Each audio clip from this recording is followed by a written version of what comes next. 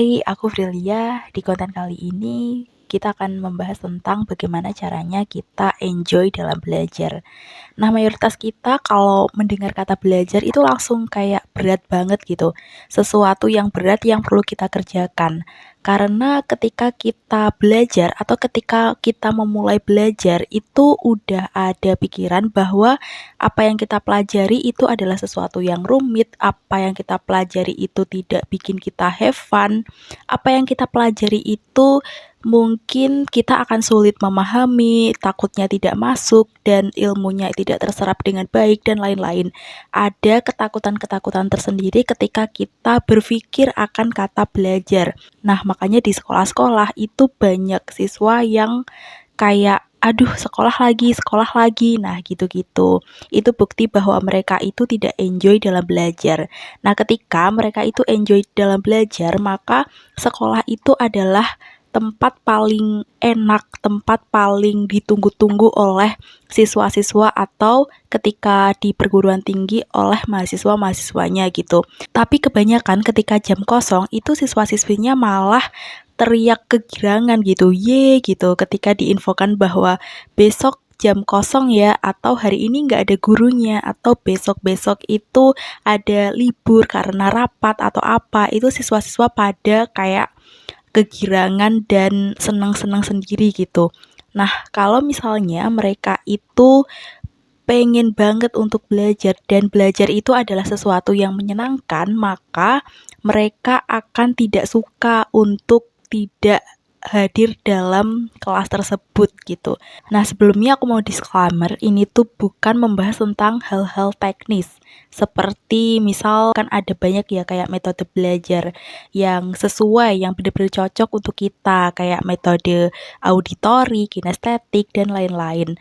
Nah, kalau kalian pengen video itu udah dijelasin di banyak video di YouTube atau di TikTok, kalian bisa cek sendiri, atau misal kalian nggak mau dengan video, kalian bisa untuk membaca-baca mungkin di internet, di Google itu udah banyak banget, atau kalian langsung AI gitu, ChatGPT, tentang tekniknya, tentang auditori, kinestetik, dan lain-lain yang saya sebutkan sebelumnya seperti itu.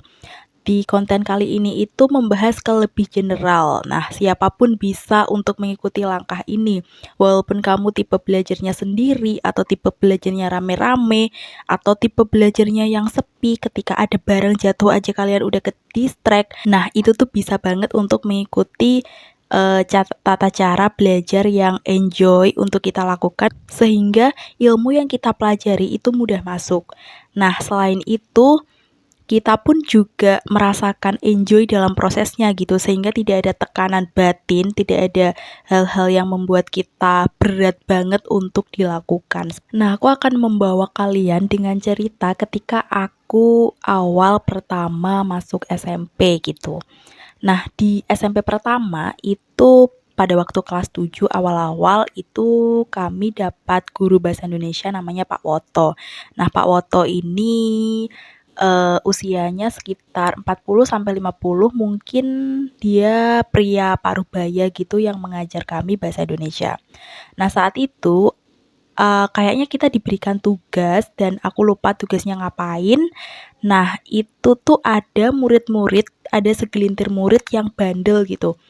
Anaknya bandel, nggak bisa dibilangin, terus kayak menyepelekan pelajaran bahasa Indonesia itu. Karena Pak Woto itu terkenal sabar ya. Aku nggak tahu di luar gimana, pokoknya kalau di kelasku itu beliau kayak sabar banget menghadapi kami dan sabar banget untuk ngejelasin sesuatu biar kami paham gitu.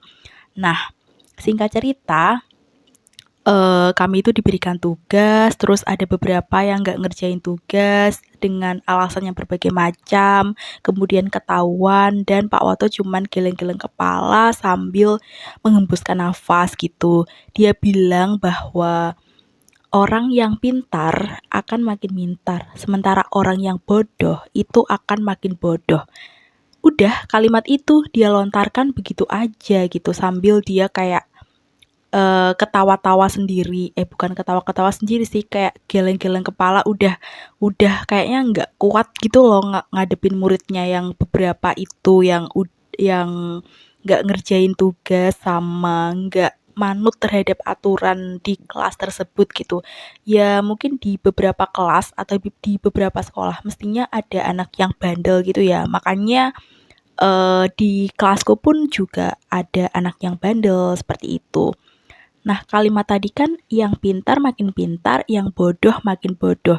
Nah, mungkin tanggapan anak-anak seusiaku dulu, seusia SMP itu kayak ya udah gitu ya, emang faktanya gitu nggak sih, yang pintar makin pintar, yang bodoh makin bodoh gitu. Tapi aku mengartikan hal itu tuh bukan sekedar omongan, bukan sekedar ucapan ataupun kata-kata doang gitu. Aku tuh memaknainya lebih dalam sekedar kata-kata doang gitu. Nah, pada saat itu aku memaknai bahwa oh iya bener juga ya kalau orang yang pintar tuh makin pintar karena dia tuh rajin belajar, sementara orang yang bodoh tuh makin bodoh karena dia nggak makin belajar gitu, nggak mengikuti perkembangan informasi yang relevan di waktu itu gitu. Jadi orang yang pintar kemungkinan dia akan terus membaca, akan terus bergulat dengan ilmu, pokoknya interest banget terhadap ilmu-ilmu pengetahuan sehingga makin hari dia itu makin pinter, otaknya makin hari akan terasah dan bisa terpenuhi oleh ilmu-ilmu yang sudah dia pelajari gitu. Nah, ketika orang yang bodoh itu akan makin bodoh, mengapa? Karena ketika dia dikasih amanah untuk mengerjakan tugas misalnya, dia akan mencari cara untuk tidak berpikir sama sekali gitu. Misalnya dikasih tugas terus daripada dia berpikir, padahal tugas itu kan buat buat sebenarnya tugas yang dikasih ke kita itu kan buat belajar untuk kita sendiri. Ya ketika kamu ngerjain tugas artinya kamu akan berpikir, kamu akan mencari, kamu akan menulis. Tetapi ketika kamu mencontek, ketika kamu tidak berpikir itu kan jadi kamu nggak dapat apa-apa gitu. Dan orang yang bodoh makin bodoh ini di sisi lain juga mereka nggak belajar tentang hal-hal yang ada di sekitarnya. Misalnya ada buku nih, mereka nggak mau baca dengan alasan malas dan lain sebagainya. Aku mengartikan dan memaknai kalimat yang dilontarkan oleh Pak Woto itu seperti itu. Jadi yang pintar makin pintar, yang bodoh makin bodoh, itu tuh bener-bener ngena banget di aku. Di usia anak SMP, mungkin berapa sih usia anak SMP ya, sekitar segitu. Di samping itu, aku mau membawa cerita ke kalian pada waktu aku kelas 9. Nah, tadi kelas 7, sekarang kelas 9 SMP berarti. Nah, pada waktu kelas 9 SMP, lagi-lagi aku itu sangat-sangat ngefans sama satu guru, namanya Bu Martin. Kayaknya Bu Martin masih ada di SMP ku ya, soalnya kemarin kata adikku dia masih diajar sama Bu Martin gitu. Aku nggak tahu Bu Martin udah pensiun atau belum, yang pasti di waktu kelas 9 itu aku sangat-sangat ngefans sama Bu Martin dan beliau pengajar IPA gitu. Nah, kenapa aku sangat ngefans sama beliau itu karena beliau itu cara ngajarnya enjoy banget, cara ngajarnya kayak interest banget terhadap topik yang diajarkan gitu. Nggak hanya menulis di papan kemudian ngejelasin atau membaca ngejelasin atau sekedar duduk kemudian ngejelasin, itu enggak. Beliau benar-benar very very excited about mata pelajaran yang diajarkannya, yaitu kebetulan dia mengajar IPA gitu. Ketika aku dijelasin Bu Martin, itu aku merasa sangat-sangat paham dengan materi apa yang disampaikan. Nah, sampai-sampai aku beli buku IPA gitu, kemudian aku pelajari sendiri dengan tekniknya Bu Martin. Kemarin waktu aku kelas SMP itu aku sama-sama seperjuangan sama temenku gitu. Dia orangnya juga agak ambis gitu. Sampai-sampai kami kan kayak membeli buku IPA ya. Kemudian kami baca di perpus gitu. Nah, ketika jam kosong itu kami nggak main-main ke kantin atau ngobrol dengan temen. Kami berdua pun ke perpus gitu buat baca itu. The Power of Guru yang sangat-sangat menginspirasi. Nah, kenapa aku ngejelasin Pak Woto dan Bu Martin ini? sosok-sosok yang sangat menginspirasi. Nah, Bu Martin ini prosesnya untuk kita belajar kayak apa? Jadi metode-metode belajar yang aku rangkum mungkin di video ini itu berasal dari dua orang itu. Nah, Bu Martin itu menemani kita atau mengasih informasi kita secara tidak langsung bagaimana proses belajar yang efektif. Kemudian kalau Pak Woto ini ngasih tahu kita tujuan. Nah, belajar yang efektif, efisien, enjoy itu nggak ada gunanya kalau kita itu nggak ada tujuan gitu. Sama kayak lari ya. Lari kalau kita misal nggak ada tujuan berapa kali putaran atau garis finishnya di mana, itu kita bakal capek sendiri. Kecuali kalau kita lari, kita udah start, kita udah tahu tujuannya di sini, garis finishnya di sini. Nah, kita udah tahu. Nah, seperti itu. Jadi Pak Woto itu tadi kan beliau bilang bahwa yang pintar makin pintar, yang bodoh makin bodoh. Kita ambil yang pintar makin pintar. Berarti kita belajar itu kan tujuan utama sebenarnya buat pintar. Tapi tujuan spesifiknya tuh buat pintar, pintar terus ngapain? Nah, itu tuh juga ada faktor-faktor tersendiri yang harus kalian pikirkan. Jangan yang umum. Misalnya belajar buat pintar, itu kan hal yang semua orang tahu. Nah, coba tujuannya nanti lebih spesifik lagi. Dan ketika aku mau memaparkan video ini bagaimana caranya belajar dengan enjoy, tentu saja aku nggak hanya berinfokan dari dua guru itu, yaitu Pak Woto sama Bu Martin. Aku juga belajar dan menyimpulkan ilmu-ilmu lain yang sudah aku pelajari. Misalnya aku notice terhadap sesuatu, terhadap pengalaman hidup yang sudah aku jalani seperti itu. Jadi bukan hanya kedua guru itu ilmunya kemudian aku serap dan aku bikin di konten kali ini, itu enggak. Kayak perpaduan gitu antara dua guru itu sama ilmu-ilmu yang aku notice di kehidupanku, baik itu ada di kelas ataupun di luar kelas ataupun di masyarakat sekalipun, seperti itu. Nah, inilah trik yang udah aku rangkum bagaimana caranya belajar secara enjoy. Yang pertama adalah buat diri kita menjadi excited dan interest. Nah, kenapa? Ketika kita excited, maka segala hal atau rintangan itu bisa teratasi dan excited merupakan langkah awal kita menuju proses tersebut gitu. Nah, biasanya ketika kita belajar mungkin sebelumnya itu ngerasa kayak berat banget gitu. Nah, ketika kita excited, kita nggak akan ngerasa berat banget. Ngerasa ke depannya kita akan belajar dengan have fun. Nah, bayangin aja ketika kita semua ingin pergi ke suatu tempat atau ingin jalan-jalan, kemudian ingin bertemu dengan orang atau sosok yang benar-benar kita sayangi, itu kan kita kayak excited banget gitu ya. Seperti itu tuh akan bikin kita kayak ngerasa nggak ada beban sama sekali gitu. Makanya langkah dasar yang perlu kita usung fondasi awal itu adalah excited.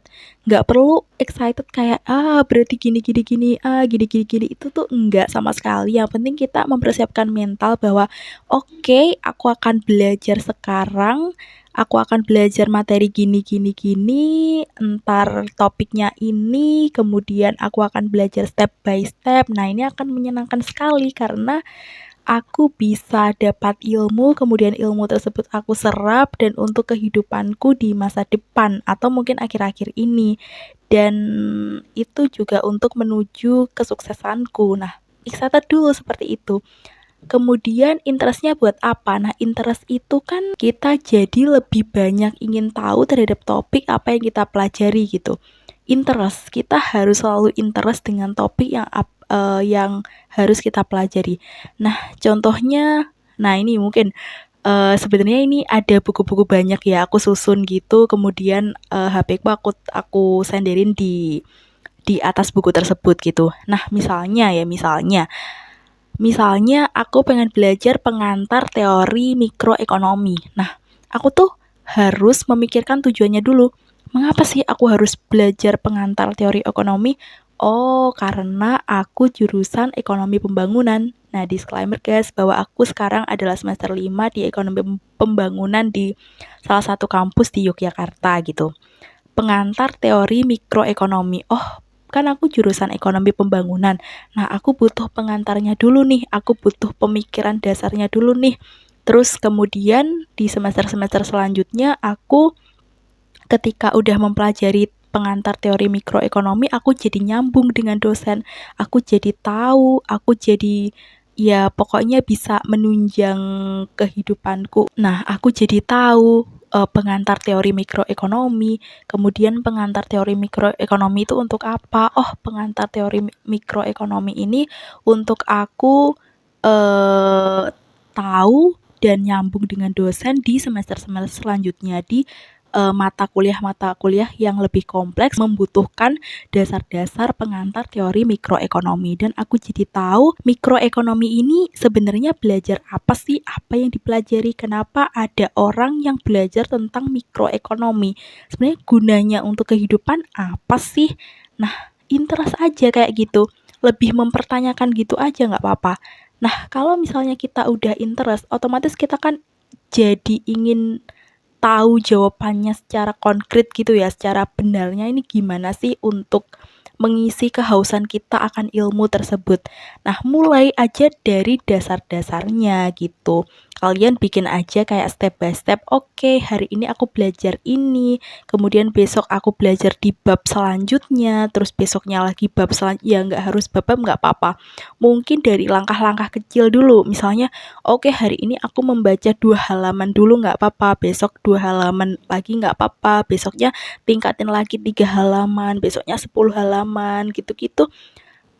Sampai kalian itu bener-bener sangat-sangat interest gitu. Percaya sama aku bahwa ketika kita udah tahu dasarnya, maka otomatis kita tuh akan ada banyak pertanyaan lebih lanjut gitu loh. Oh, ternyata gini ya. Oh, ternyata gini ya. Terus oh, aku membutuhkan ilmu yang ini untuk aku tahu jawabanku di ilmu yang ini. Kan ilmu pengetahuan itu saling merekat dan saling melengkapi satu sama lain ya. Apalagi kalau udah kuliah, kalian milih jurusan, itu tuh ilmu-ilmunya tuh saling berhubungan satu sama lain. Nah, ketika kita udah mempelajari dasarnya, fondasinya udah ada, kita udah excited dan interest, otomatis perasaan-perasaan yang muncul ketika kita berat untuk belajar, ketika kita malas untuk belajar, ketika kita nggak suka dan berpikir bahwa materi pelajaran itu atau materi kuliah itu kayak sangat-sangat beban buat kita. Ketika kita udah dapat fondasinya yaitu excited terhadap apa yang kita pelajari, nah itu tuh semua beban dan rintangan-rintangan itu akan hilang dengan sendirinya. Nah, apalagi kita interest. Kalau kita interest, kita akan mempertanyakan segala hal terhadap topik yang sudah kita pelajari sebelumnya. Jadi, excited dan interest itu merupakan pondasi utama ketika kita ingin belajar. Nggak hanya di pengantar teori mikroekonomi, ini pun juga sama. Bisa diterapin di ilmu apapun. Misalnya kita mau belajar tentang marketing, kita mau belajar tentang kisah-kisah nabi, kita mau belajar tentang makroekonomi, matematika, coding, terus kemudian YouTube, dan lain-lain. Nah, seperti itu fondasi utamanya. Nah, yang kedua adalah buat semuanya menjadi lebih mudah dimengerti dan bisa lebih mudah ditangkap dengan otak gitu. Kalau kita nggak terbiasa dengan buku-buku kaku, dengan buku-buku yang bahasanya berat, mungkin ketika kita membaca buku itu kita akan nggak connect gitu. Ini ngomongin apa sih? Tiba-tiba dari paragraf ini ke paragraf ini kok ngomongin ini? Terus ada kayak tata bahasa yang aku tuh nggak ngerti. Ya mungkin kita tahu berbahasa Indonesia, tapi bahasa-bahasa diplomatik, bahasa-bahasa yang teknokratik, yang kaku-kaku gitu, mungkin tidak semua dari kita tahu ya artinya secara harfiah gitu. Nah, makanya buat ilmu-ilmu itu connect dulu ke kita dengan cara bahasa simple dan sederhana, itu sangat mudah untuk kita jalan gitu. Kan ketika kita membaca sesuatu, ketika kita memahami sesuatu, apa yang kita pahami itu harus connect dulu kan ke otak. Kalau misalnya kata per kata, kalimat demi kalimat pertama itu udah connect di otak kita, maka kalimat-kalimat selanjutnya itu dengan sendirinya juga ikut connect ke kita gitu. Dan mungkin ada berbagai macam pertanyaan ketika kita udah connect dengan kalimat-kalimat itu. Nah, bayangin aja ya, ketika kita menonton film. Nah, bayangin aja ya, ketika kita menonton film. Nah, di bagian-bagian awal, nah di 5 menit pertama atau 15 menit pertama, ketika kita nggak connect dan mungkin si aktornya itu menggunakan bahasa-bahasa yang nggak kita mengerti, bakal apa sih? Ketika kita nggak connect, kita bakal bosen, guys. Kita bakal bosen, kemudian kita bakal, nih film itunya kalau misal di bioskop ya, nih film kelarnya lama nggak sih? Kelarnya kapan sih gitu, udah nggak tahan nih. Atau biasanya ada orang yang di bioskop itu ngantuk jadinya. Nah, mungkin disebabkan salah satunya adalah dialog-dialog yang dilontarkan oleh si aktor atau jalan ceritanya itu nggak masuk, nggak connect di otaknya gitu, sehingga mereka kayak ketiduran. Nah, pertanyaannya adalah ketika kita udah tahu kita harus membuat materi tersebut secara simpel, itu caranya gimana? Langkah konkretnya gimana? Nah, kalau aku biasanya aku memanfaatkan teknologi ya. Sekarang itu udah ada teknologi namanya ChatGPT, OpenAI ya. Mungkin kalian tahu OpenAI itu apa? Pokoknya itu teknologi artificial intelligence yang sangat-sangat membantu manusia, kayak asisten pribadi gitu. Jangan manfaatkan ChatGPT itu untuk ngerjain tugas aja gitu. Ya mungkin aku nggak menyarankan bahwa mengerjakan tugas di ChatGPT, ya mungkin bisa-bisa aja, tetapi kita juga harus selalu waspada ya. Selalu waspada karena di ChatGPT itu tidak 100% ilmunya benar. Tidak 100% ilmunya benar itu. Tapi kalau membuat bahasa menjadi lebih sederhana itu bisa banget pakai ChatGPT. Soalnya ilmunya itu udah bener kita cari, kita dapat dari buku yang dimana buku itu ditulis oleh orang-orang yang sangat handal di bidangnya atau ditulis orang-orang yang udah profesional banget gitu. Kemudian kita foto atau enggak kita copy ketika ada ebook. Nah, kita copy kemudian kita masukkan ke ChatGPT dan buat ChatGPT itu suruh bahasanya menjadi lebih sederhana. Biasanya aku gitu. Biasanya aku kalau misalnya ChatGPT itu tetap bahasanya nggak sederhana dan aku tetap nggak ngerti-ngerti, maka aku bilang kayak buat bahasanya menjadi simple, sederhana, mudah dipahami oleh orang awam atau enggak oleh anak berusia sekian tahun. Biasanya aku kayak anak berusia 5 tahun gitu. Terus ChatGPT-nya bilang bahwa ya mungkin untuk anak 5 tahun tidak dianjurkan untuk belajar ini karena ini gini. Pokoknya ChatGPT-nya sampai kayak gitu. Tapi nggak apa-apa, tetap dijelasin sama ChatGPT gitu. Nah, manfaatkan ChatGPT untuk hal-hal yang seperti itu. Hal-hal yang menunjang kita belajar menjadi lebih efektif dan lebih enjoy gitu. Nah, kemudian langkah yang ketiga adalah masukkan ke otak. Bener-bener masukkan ke otak, jangan cuma mencatat. Nah, mungkin tipe belajar orang itu berbeda-beda ya. Ada yang gampang mudengnya itu dengan cara mencatat, ada yang gampang mudengnya cuma cara merekam, atau ada yang gampang mudengnya cuma ngandelin otak, tapi biasanya gampang lupa gitu.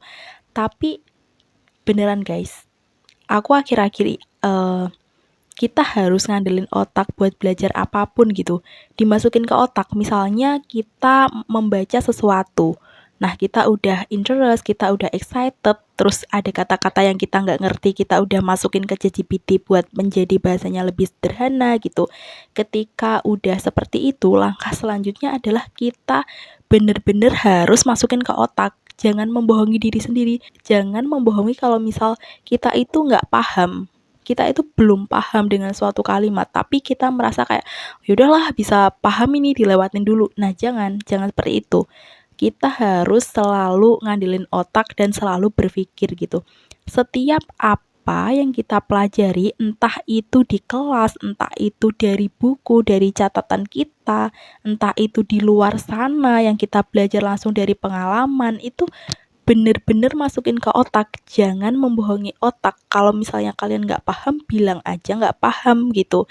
Dan cari solusinya supaya kita semua paham. Harus dimasukin ke otak.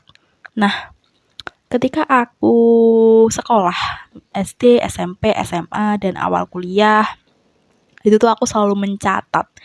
Catatanku tuh banyak sekali, tebel. Bisa dibilang aku adalah orang yang rajin untuk mencatat.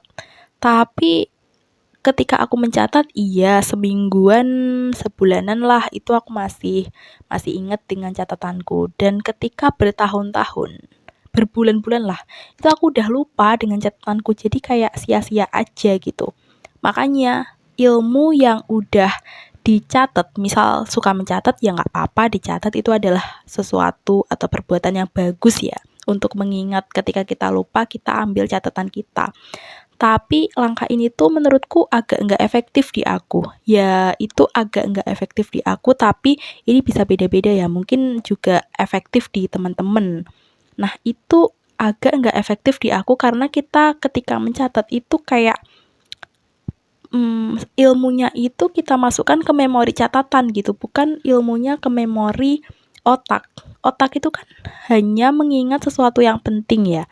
Ketika sesuatu nggak penting dianggap oleh otak, maka akan dengan otomatis dihilangkan. Nah, ini tuh kata guru gembul seperti ini. Jadi menurutku langsung aja masukin ke otak. Jangan masukin ke catatan terlalu banyak. Ya mungkin boleh mencatat poin-poinnya, tetapi di samping mencatat harus dimasukin ke otak. Kita harus selalu mengingat dan berpikir gitu bahwa oh ini ilmu yang aku dapetin apa tadi, oh ini ilmu yang aku dapetin, itu langsung aja masukin ke otak. Perbanyak masukin ilmu ke otak daripada perbanyak masukin ilmu di catatan. Kenapa? Karena ketika kita mencatat, otak kita dengan sendirinya itu bilang bahwa oh udah ada catatan, aman, ntar bisa dipelajari lagi di rumah, ntar bisa dipelajari lagi lah besok, ntar. Terus kita nggak ada waktu buat belajar gitu. Dan ini pun juga aku ngalamin sendiri ya seperti itu. Ketika aku di kelas udah mencatat, aku kayak ya udahlah ntar aja lah dipelajari, ntar, terus sampai rumah rebahan, kemudian ya udah besok aja lah, terus tiba-tiba udah UAS, tiba-tiba udah UTS. Makanya langsung aja dimasukin ke otak. Dan di sisi lain, ketika kita dapat ilmu itu, ketika kita masukin ke otak, kita tuh akan dengan sendirinya bisa mengkonekkan berbagai informasi atau berbagai ilmu-ilmu itu dalam satu lingkup gitu. Misalnya ketika kita ngobrol dengan orang, nah orang tersebut itu bilang A gitu. Terus kita ingat nih sesuatu yang relevan dengan A. Nah, kita langsung timpalin kan kata-kata itu. Kita langsung ikut nimbrung istilahnya di golongan-golongan orang yang mengatakan sesuatu A itu. Beda lagi kalau misalnya kita nggak ada di otak, tapi ada di catatan. Masa iya kita buka-buka catatan lagi, terus kemudian kita ingat-ingat lagi, itu kan adalah sesuatu yang nggak efektif gitu. Ya mungkin aku tahu bahwa itu agak berat di awal, tapi ketika di pertengahan, ketika kita udah terbiasa melakukan hal itu akan mudah kok, akan bagus kok. Hasilnya akan kelihatan ntar. Nah, kemudian langkah keempat adalah ngejelasin ke orang lain. Ini tuh cara paling efektif ya, cara paling efektif untuk ilmu itu tuh diingat sama otak kita, yaitu dengan cara ngejelasin ke orang lain. Ini tuh juga nyambung dengan poin ketiga, yaitu pertama ilmu itu harus selalu dimasukin ke otak. Nah, tapi pertanyaannya adalah ketika kita udah masukin ke otak, iya mungkin 5 menit setelahnya atau 1 hari, 1 minggu setelahnya itu kita masih ingat, tapi ketika beberapa bulan setelahnya atau bahkan bertahun-tahun itu kita jadi lupa gitu. Biasanya kan gitu. Apalagi ini cuman pure ke otak, kita nggak catat secara detail, kita nggak catat secara gamblang, atau kita nggak merekam secara gamblang gitu di situ. Nah, gimana nih caranya agar ilmu yang udah kita masukin ke otak itu enggak lupa? Caranya satu dan simple, yaitu kita harus ngejelasin ke orang lain. Nggak perlu sesama temen, nggak perlu orang yang bener-bener di atas kita, nggak perlu orang yang bener-bener interest dengan topik itu atau topik yang udah kita pelajari, nggak perlu seperti itu. Sebenarnya itu bagus ya, tapi nggak perlu seperti itu. Coba coba itu jelasin ke anak kecil. Misal aku belajar tentang pengantar teori mikroekonomi, babnya adalah opportunity cost misal. Apa sih opportunity cost itu? Mungkin kita udah bisa ngejelasin ke diri sendiri ya, kayak opportunity cost itu kayak gini. Tapi coba jelasin ke anak kecil, misal adik kalian atau enggak kakak kalian juga enggak apa-apa. Dek, coba ini loh ada konsep ini, mau enggak aku jelasin gini, cobalah kamu ngerti enggak gitu. Coba tes ke anak kecil itu, apakah anak kecil itu atau adik kita itu ngerti atau enggak terhadap konsep opportunity cost itu. Kalau misalnya mereka itu nggak paham, nggak ngerti, otomatis tuh kamu sepenuhnya belum ngerti. Kenapa? Karena ketika kita ngerti, ya ketika kita udah bener-bener paham, kita akan bisa menjelaskan sesuatu dengan bahasa yang lebih simpel, sederhana, dimengerti, bahkan oleh anak kecil sekalipun gitu.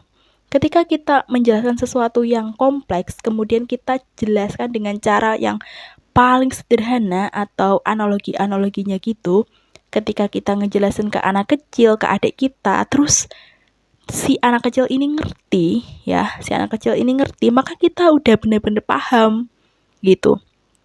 Tapi mungkin dari kita semua ada yang berpikir, masa iya setiap aku belajar tentang sesuatu A, itu kan satu buku kan terdiri dari banyak topik ya. Dan mungkin satu topik itu terdiri dari banyak paragraf yang harus kita cermati apa isinya. Gak mungkin kan? Kayak kita ngejelasin semuanya gitu ke anak kecil atau ke makhluk hidup. Nah, katakanlah makhluk hidup gitu. Gak perlu sebenarnya. Sebenarnya tuh nggak perlu ke makhluk hidup, tapi cukup kalian pasti punya boneka kan, atau enggak kalian punya barang-barang, ya foto lah, foto orang gitu, atau ya mungkin nggak orang nggak apa-apa, tapi lebih efektifnya tuh orang gitu, kayak foto gitu. Kemudian apa namanya, kalau nggak boneka ya, biasanya kalau aku tuh boneka. Nah, aku punya boneka satu, aku taruh di depanku, terus kemudian aku ngoceh sendiri di situ tentang opportunity cost. Nah, balik lagi tuh, kan boneka itu kan nggak itu ya, kayak nggak tahu dia udah paham atau enggak. Tapi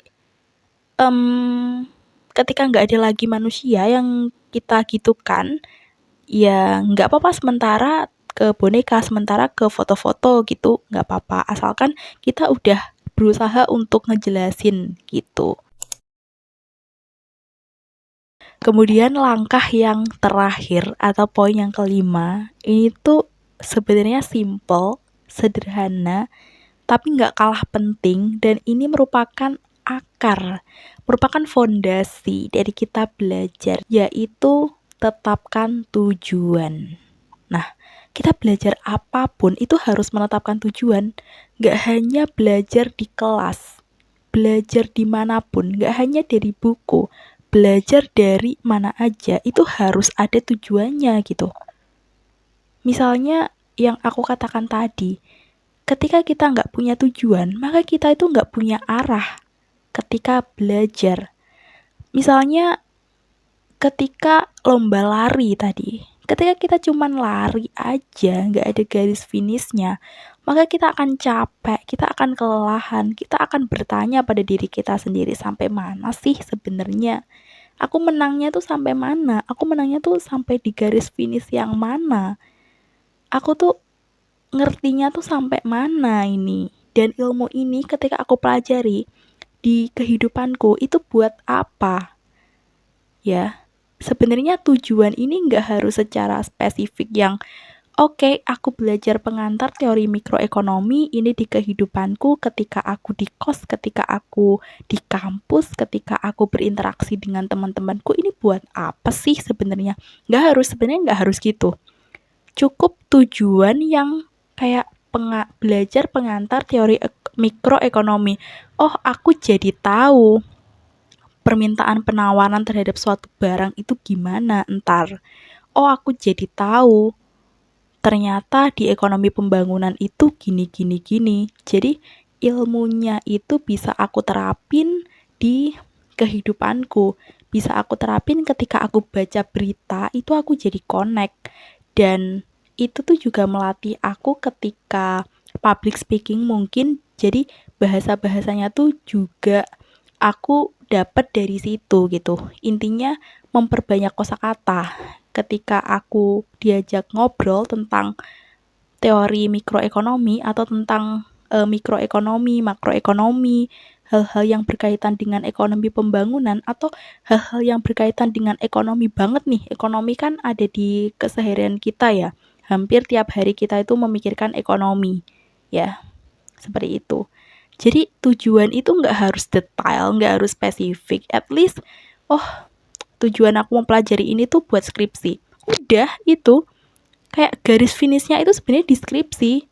Ya mungkin kalau misal kita menetapkan tujuan yang jangka pendek itu bisa aja ya, asal ilmunya itu benar-benar kita serap, benar-benar kita nggak melupakan ilmu tersebut, dan sampai kapanpun di kemudian hari ketika mungkin kita udah skripsi, kita udah lulus, kita tuh bisa tahu ilmunya dan kita terapin di hal lain. Misalnya kita kerja di pemerintahan, terus di situ tuh ada yang berhubungan dengan ilmu ekonomi, terus kita jadi tahu, oh aku udah belajar nih sebelumnya. Tetapkan tujuan. Tujuan merupakan fondasi utama kita untuk belajar topik apapun. Nggak harus secara spesifik, nggak harus.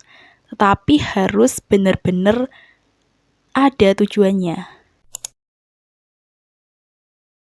Oke, itulah dari aku bagaimana caranya belajar secara efektif, efisien, dan juga enjoy.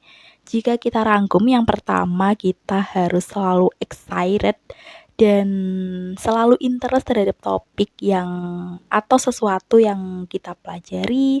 Kemudian yang kedua adalah kita harus membuat bahasanya menjadi simple dan sederhana yang benar-benar dimengerti oleh otak kita sehingga kita bisa connect terhadap sesuatu yang sudah kita pelajari atau yang akan kita pelajari itu. Nah, caranya adalah menggunakan teknologi yaitu ChatGPT. Ya, mungkin ada teknologi-teknologi lain serupa dengan ChatGPT, tapi sejauh ini ChatGPT yang paling aku rekomendasikan. Kemudian yang ketiga adalah selalu masukkan ke otak. Jangan pura-pura ketika kita nggak bisa, ketika kita belum paham, bilang aja belum paham, dan solusinya gimana? Ya belajar lagi, masukin ke ChatGPT lagi, buat bahasanya menjadi lebih sederhana lagi. Gitu, bener-bener selalu masukin ke otak. Kemudian yang keempat, trik biar selalu ingat yaitu mengajarkan pada orang lain tentang topik yang sudah kita pelajari.